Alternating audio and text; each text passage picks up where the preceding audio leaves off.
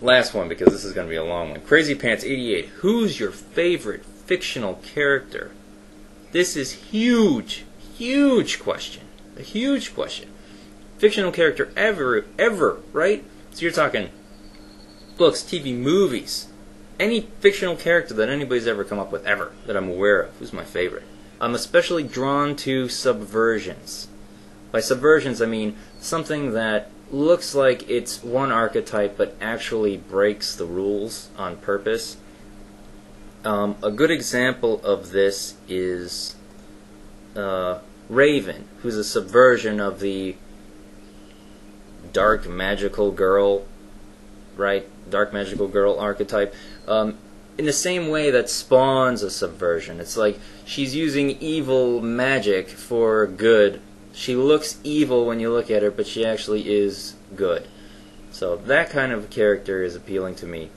But there's a couple other archetypes that are, I'm drawn to. I am a heterosexual male, so the warrior princess, right, is appealing to me. A couple of iconic examples, like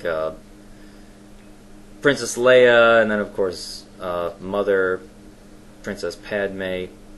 Typical warrior princess, just strong, active woman who can navigate both the political scene and combat. There's also the Dark Angel, right? I told you I was a fan of the Underworld movies.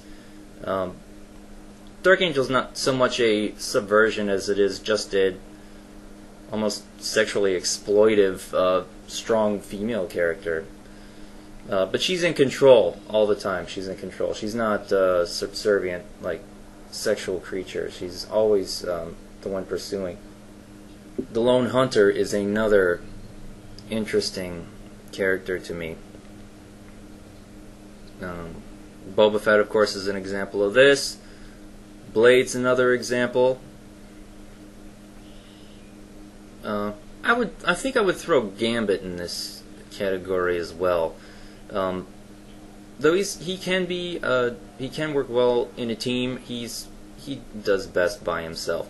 He's also the kind of character like Han Solo, which has a gruff exterior, looks like he could be actually not trustworthy and a bad guy, but he's got a heart of gold.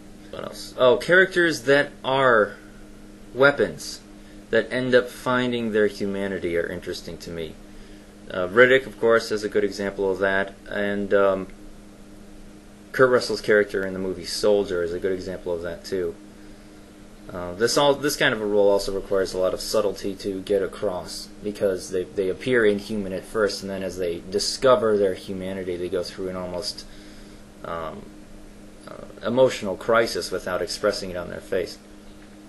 Agents of Chaos, yes.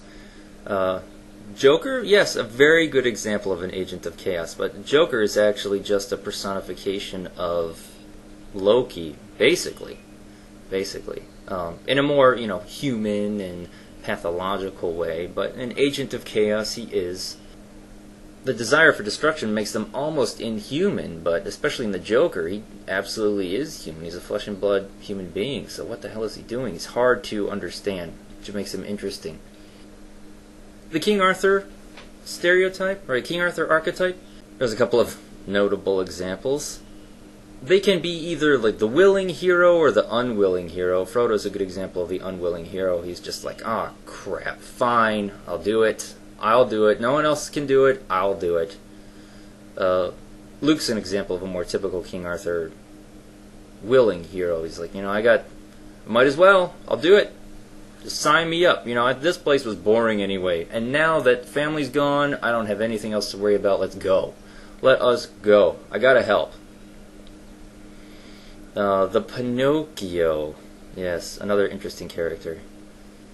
The synthetic, trying to be human. The quest for humanity.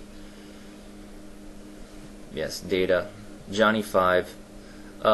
Surprisingly, Wall-E is not one of these characters. He just is. He's not on a quest for humanity. He's just being himself. He's actually a flat character. He's a catalyst for other people. That's why he's not here.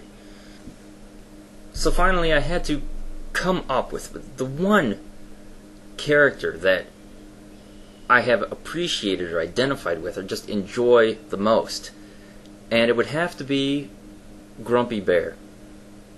Not many characters get an archetype actually named after them, but Grumpy Bear is one of those characters. Not only is he entertaining, he tends to be the butt of the joke. He is so different from his environment. He is aware of the absurdity of the fiction in which he exists. He's a nod to the audience about the absurdity, right? He's the storyteller's way of, you know, giving a little friendly elbow to the audience and saying, yes, we know this is absurd. Here's this character who understands exactly how absurd it is, and he's here for you.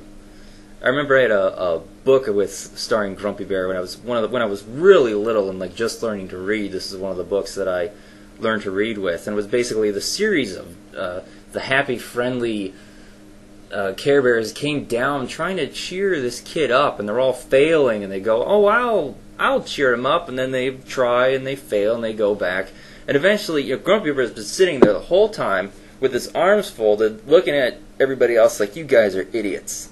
The whole time. I can remember just so identifying with him, even as just a little kid. And eventually he's like, you know what, screw you guys. I'm going to go talk to him. So he goes down there, and he just, you know, not even trying to cheer him up or anything, he just talks to the kid, and he's like, you know what? Sometimes it is okay to be grumpy, right? Sometimes things just don't go your way, and you feel upset. That is fine. It's perfectly fine. And guess what? You've learned, you know, think about what happened that made you feel this way, right? And guess what? Next time, do things different. Try to change your situation, and maybe next time you won't be so grumpy. But right now, feeling grumpy is completely justified, and that's just how it is, right? So he's like, in the face of, for the entirety of the book, all the Care Bears are trying so hard, you know, to distract, right? To distract the person, or to make them ignore the thing that was, you know, making him upset. And no, Grumpy Bear comes down and he's like, no, let's deal with this, right? This one thing is bothering you. Let's face it and solve the problem, right? It's a very healthy lesson to learn for a little kid. And one of the things that really stuck with me, as apparently it has stuck with a lot of people. I mean, I don't have a Grumpy Bear tattoo, but that is damn near awesome. I need a Grumpy Bear shirt, I think. I do have this as my spray in Team Fortress 2. A lot of servers now turn the sprays off because people have been spraying like furry stuff and porn stuff on there. Like, come on, a lot of it's just tasteless. It's not even funny. But by turning off the sprays, I can't even spray my Grumpy Bear. I can't spray it. It's very sad. And well, that's everything, right? That's all the questions. Awesome. Yes.